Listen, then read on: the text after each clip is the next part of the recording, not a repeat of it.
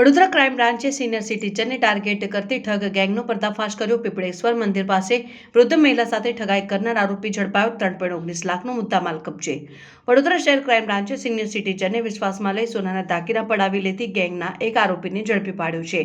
પોલીસને મળેલી બાતમીના આધારે આજવા ચોકડી રાત્રિ બજાર પાસેથી શંકાસ્પદ હોન્ડા શાઇન મોટરસાઇકલ સાથે સાદેક હસન અલીમુદ્દીન શાહ ઉંમર વર્ષ 48 રહેઠાણ ઉત્તરાખંડને પકડવામાં આવ્યો હતો અને તપાસમાં તેણે પીપળેશ્વર મહાદેવ મંદિર પાસે વૃદ્ધ મહિલાને દીકરાની કષ્ટ છે, સોનું લક્ષ્મીનું સ્વરૂપ છે કહીને વિશ્વાસમાં લઈ બંગડી અને વીંટી કાઢી લેવાની કબૂલાત કરી હતી।